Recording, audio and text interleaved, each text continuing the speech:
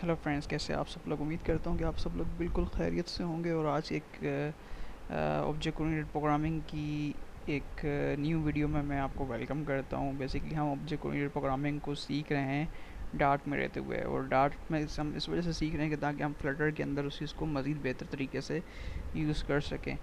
गोया कि हमारे पास और भी लैंग्वेज हैं ऑब्जेक्ट ओरिएंटेड को सीखने के लिए, लेकिन हम डार्ट में इस वजह से सीख रहे हैं कि ताकि हम जो है वो अच्छे तरीके से फ्लटर के अंदर इस चीज़ को इम्प्लीमेंट कर सकें।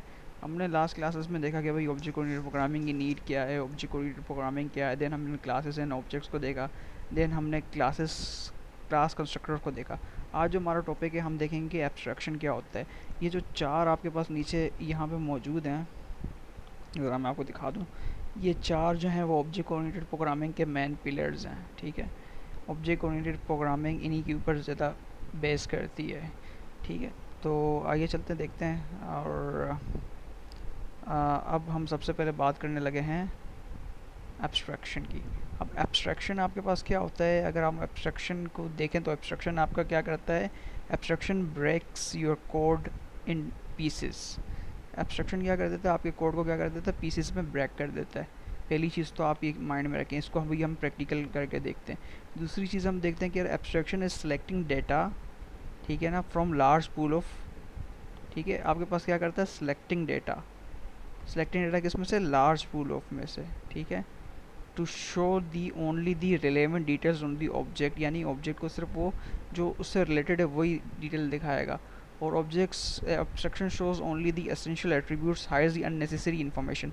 इसका मतलब सिंपली ये है, जैसे कि यहाँ पे आपके पास एक मिसाल दी हुई है कि भाई आपको क्या करना है, यूज़र की एक एप्लीकेशन बनानी है। सपोज़ करते हैं कि वो किसी एक बैंक की एप्लीकेशन है या किसी भी एक जो है वो यूज़र के बारे में डिटेल लेती है। अब यूज़र से रिलेटेड आपको बहुत सारी इन्फॉर्मेशन मिल जाएगी, जैसे कि यूज़र का नाम, फुल नेम होगा, उसका एड्रेस होगा, कॉन्टैक्ट नंबर होगा, टैक्स इन्फॉर्मेशन होगी, उसका फेवरेट फूड होगा, फेवरेट मूवी होगी, फेवरेट एक्टर होगा, फेवरेट बैंड होगा, फेवरेट प्लेस होगी, फेवरेट मेमोरी होगी, so on and so fourth. लेकिन यहाँ आप देख रहे हो कि आपके पास डेटा क्या होता जा रहा है, एक्सटेंड होता जा रहा है। डेटा की तादाद बढ़ती जा रही, बढ़ती जा रही, बढ़ती जा रही है। लेकिन जैसे कि आपको एक बैंक की एप्लीकेशन बनानी है, तो आप अगर गौर करो तो ये जो नीचे वाले आपके पास डेटा आ रहा है यहाँ पे, ये तो आपके पास इररिलेवेंट है। यानी कि एक बैंक की एप्लीकेशन में उसके फेवरेट फूड का क्या काम, उसकी फेवरेट मूवी का क्या काम, उसके फेवरेट एक्टर का क्या काम, और उसके फेवरेट बैंड का क्या काम। लेकिन ये इन्फॉर्मेशन जो है ये रिलेवेंट है। ठीक है ना, हमें उसका पूरा नाम चाहिए होगा, उसका एड्रेस चाहिए होगा, कॉन्टैक्ट नंबर चाहिए होगा, और उसकी टैक्स इन्फॉर्मेशन चाहिए होगी। तो एब्स्ट्रैक्शन आपके पास क्या करता है, जो आपके पास सेलेक्टिंग डेटा को लेता है, ठीक है ना, मतलब वो डेटा को लेगा जो कि यूज़र के लिए ज़रूरी है, ठीक है ना, जिसके बगैर काम नहीं हो सकेगा। बाकी इररिलेवेंट डेटा को वो छोड़ देगा, किस में से, लार्ज पूल में से। अभी हमारे पास क्या हो गया, एक लार्ज पूल बन चुका है। ठीक है, तो जैसे कि मेरे पास एक एक शख्स हैं, सपोज़ करते हैं। ठीक है, ये मैंने एक जो है वो शख्स बना दी है, और ये जो है वो एक सपोज़ करते हैं एक टीचर हैं। ठीक है, अब अगर मेरे लिए इनसे एब्स्ट्रैक्शन क्या हो सकती है, ऑब्जेक्ट ओरिएंटेड प्रोग्रामिंग से हट के इनका नाम मेरे लिए एक एब्स्ट्रैक्शन हो सकती है। मतलब मेरे लिए नेसेसरी हो सकता है कि यार मुझे इनका नाम पता हो, इनकी एज से सच एस मुझे इतनी ज़्यादा गर्ज़ नहीं है, पढ़ाते कैसे हैं मुझे ये पता होना चाहिए, ये मार्किंग किस तरह से करते हैं मुझे ये पता होना चाहिए। ठीक है, एक स्टूडेंट होने के नाते। ठीक है, या अपने सेम एज में अपने टीचर्स को, अपने स्टूडेंट्स को भी इस तरह से देख सकता हूँ। तो यहाँ पे आपके पास बेसिकली क्या होता है कि एब्स्ट्रैक्शन के अंदर आपके पास क्या होता है, जो आपके पास इनिशियल एट्रीब्यूट्स होते हैं वो सिर्फ आपके पास होते हैं, शो मत आप लेते हो, बाकी आप क्या कर देते हो, अननेसेसरी इन्फॉर्मेशन को हाइड कर देते हो, यानी उसको आप छोड़ देते हो, आप कहते हो यार उसको जाने दो, उसकी ज़रूरत नहीं है। So abstraction solve the issues the design level. अब ये आपके पास क्या कर सकता है, ये आपके पास डिज़ाइन लेवल के ऊपर इश्यूज़ को सॉल्व कर सकता है। और इम्प्लीमेंटेशन के लिए आपके पास एक दूसरा कॉन्सेप्ट यूज़ होता है जिसको हम कहते हैं इनकैप्सुलेशन। अब इनकैप्सुलेशन आपके पास किस तरह से यूज़ होता है तो उसको हम खैर बाद में देखेंगे। आज का जो हमारा टॉपिक है वो है एब्स्ट्रैक्शन। अच्छा, अब हम क्या करते हैं, हम ज़रा आके देखते हैं कि यार एब्स्ट्रैक्शन हमारे कोड को पीसेस में किस तरह से तोड़ता है। तो चलें, सबसे पहले मैं क्या कर देता हूँ, यहाँ पे मैंने क्या कर दिया, अपना वी एस कोड ओपन कर दिया। अच्छा जनाब, अब वी एस ओपन करने के बाद मैं यहाँ पे सिंपली क्या कर देता हूँ, मैं सिंपली आपको जो है वो ये डेमो देना चाह रहा हूँ कि हम किस तरीके से एब्स्ट्रैक्शन बना सकते हैं। ठीक है, तो मैंने यहाँ पे क्लास बना दी एप्स करके, और डॉट करके उसकी एक्सटेंशन दे दी। अब एब्स्ट्रैक्शन के ये सारे कॉन्सेप्ट को हम यहाँ पे फॉलो करने की कोशिश करेंगे। ठीक है। तो पहले मैं ये कॉन्सेप्ट ले लेता हूँ, ठीक है। अच्छा, ये जो कॉन्सेप्ट है ना, ये आपने माइंड में रखना है कि ये डिज़ाइन लेवल के ऊपर है ये वाला। यानी कि आपके पास लार्ज पूल एप्लीकेशन है। सपोज़ कर लो मैं एक यूज़र का जो है वो, मैं इसी मिसाल को लेते हुए इस्तेमाल कर रहा हूँ, तो मैं पहले कॉपी पे लेके राइट डाउन कर दूंगा, या मैं अपने माइंड के अंदर उसका एक एल्गोरिथम बना दूंगा, या मैं उसके एक पॉइंट्स बना दूंगा कि मुझे यूज़र से किन किन इन्फॉर्मेशन की नीड है, मुझे किन किन इन्फॉर्मेशन की नीड नहीं है। जैसे कि ये आप, मुझे इन चीज़ों की नीड नहीं है, तो एक यूज़र से रिलेटेड या एक ऑब्जेक्ट से रिलेटेड हमारे पास टन्स ऑफ जो है वो इन्फॉर्मेशन हो सकती है। लेकिन हम उसी इन्फॉर्मेशन को लेते हैं जो हमारे लिए क्या होती है, यूज़फुल होती है, हमारे उस काम के लिए यूज़फुल होती है। अननेसेसरी इन्फॉर्मेशन को हम नहीं लेते, ये हमारा डिज़ाइन लेवल हो जाता है। और दूसरी जो चीज़ आपके पास होती है कि आपके कोड को क्या कर देता है, पीसेस में ब्रेक कर देता है। तो ठीक है, यहाँ पे हमारे पास लेट्स से कि मैं इन ये चीज़ें ऑलरेडी मेरे पास यहाँ पे मौजूद हैं, यानी कि एब्स्ट्रैक्ट होके आ चुकी हैं। आई होप कि आपको ये कॉन्सेप्ट तो क्लियर है, यानी ये चीज़ें हमारे पास लिस्ट आउट हो चुकी हैं। अब ये जो चीज़ें हमारे पास हैं, हम इनको यूज़ करेंगे, ठीक है। तो मैं आपको ये दिखाऊंगा कि कोड को ब्रेक किस तरह से कर रहे हैं हम, ठीक है। तो यहाँ मैंने फ़ाइल बना दी है, ठीक है। अब मैं यहाँ पे क्या कर रहा हूँ, सिंपली एक वाइड फंक्शन बना रहा हूँ, ठीक है। यहाँ मैंने क्या कर दिया, एक वाइड मेन फंक्शन बना दिया, ठीक है। वाइड मेन फंक्शन बनाने के बाद मैंने सिंपली क्या कर दिया, उस चीज़ को यहाँ पे लिख दिया। अब मैं क्या कर सकता हूँ जनाब, मैं ये कर सकता हूँ, उसका फुल नेम ले सकता हूँ, उसका एड्रेस ले सकता हूँ, कॉन्टैक्ट नेम और टैक्स इन्फॉर्मेशन ले सकता हूँ, ठीक हो गया।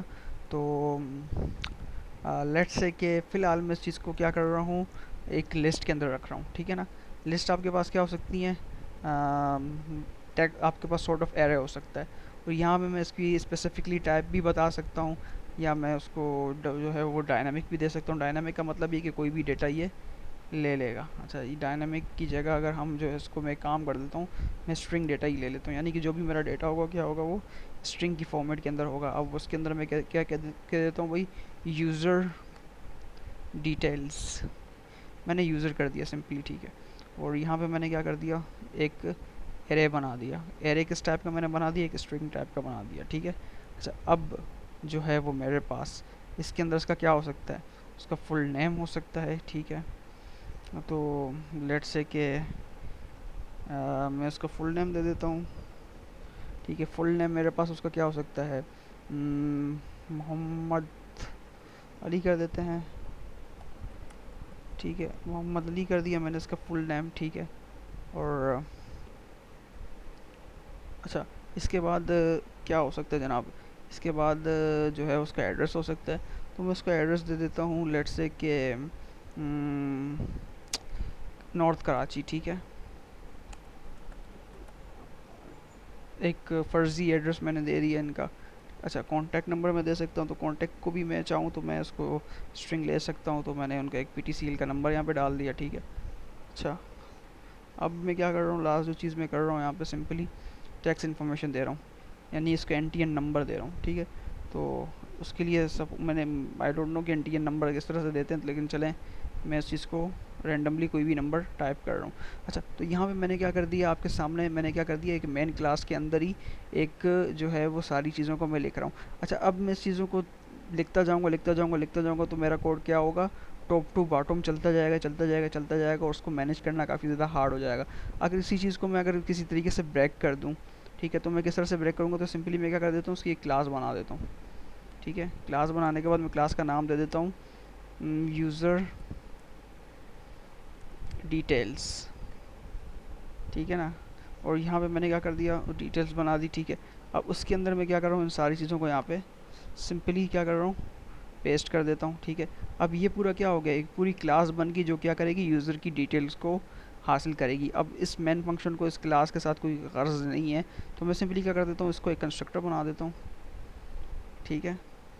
कंस्ट्रक्टर बनाने के बाद मैं कहता हूँ P1, यानी कि सॉरी O1, ऑब्जेक्ट वन है, ठीक है। और उसके बाद मैं सिंपली क्या कर देता हूँ, उसको यहाँ पे उसका कंस्ट्रक्टर कॉल कर देता हूँ, ठीक है। तो मैंने यहाँ सिंपली क्या कर दिया, उसका कंस्ट्रक्टर कॉल कर दिया, ठीक है। अब मैं क्या कर सकता हूँ कि मैं अब अब आप देख रहे हो कि यार मेरा मेन फंक्शन बिल्कुल क्लियर है, मेरे मेन फंक्शन के अंदर कोई ज़्यादा चीज़ें मेसी नहीं है। यानी कि अगर मुझे चेंज करनी होगी तो मैं इसके अंदर आके चेंज करूँगा तो मैं मेन फंक्शन के अंदर ऑटोमेटिकली चेंज आ जाएगी। ठीक है, तो अगर यहाँ कोई बग आ रहा है तो मैं सिर्फ सिंपली मेरे को यहाँ पे आकर उस बग को सॉल्व करना है, तो main function ready to go होगा। तो इस चीज़ का हमें फ़ायदा है कि हम अपने कोड को क्या कर देते हैं, ब्रेक कर देते हैं एब्स्ट्रैक्शन के अंदर। अगर अभी मैं इस चीज़ को आपको प्रिंट करके दिखाऊँ यहाँ पे, तो मैं यहाँ पे क्या करता हूँ, मैंने जैसे यहाँ पे ओवन लिखा, डॉट लिखा, तो मेरे पास यहाँ पे जो है वो यूज़र आ चुका है। ठीक है, और मैं यहाँ पे सिंपली इसको क्या कर देता हूँ, सेमी कॉलम देके इसको टर्मिनेट करता हूँ। टर्मिनेट करने के बाद मैं यहाँ पे आता हूँ, यहाँ पे आके मैं अपने इसको जो है वो रन करके आपको दिखा देता हूँ। डॉट डॉट, तो आप देखोगे कि यहाँ पे नीचे आपको, ठीक है, उसकी सारी इन्फॉर्मेशन मिल रही है, मोहम्मद अली, नॉर्थ कराची, फ़लाँ फ़लाँ फ़लाँ फ़लाँ। तो ये आपके पास क्या हो रहा है, आपका कोड जो हो गया वो और ज़्यादा मॉडर्लाइज़ हो गया, वो एक क्लास के ऊपर डिपेंड कर रहा है। यानी कि अब इस क्लास के ऊपर ही आगे से मुझे चेंजिंग करनी है, मुझे मेन कोड के अंदर चेंज मिल जाएगा। अब सपोज़ करते हैं कि नॉर्थ कराची से जो है वो साउथ कराची की तरफ चला गया है, या साउथ की तरफ ही कर लेते हैं, SHOUT है, साउथ कराची। ठीक है, साउथ कराची की तरफ चला गया है। तो सिंपली मैं क्या कर देता हूँ, उसको देखता हूँ, तो आप देखोगे कि यहाँ पे आपके पास उसका चेंज होके आ चुका है। तो यहाँ पे हमने ये देखा कि यार हम किस तरीके से अपने कोड को ब्रेक करते हैं, ब्रेक करके हमें क्या फ़ायदा है।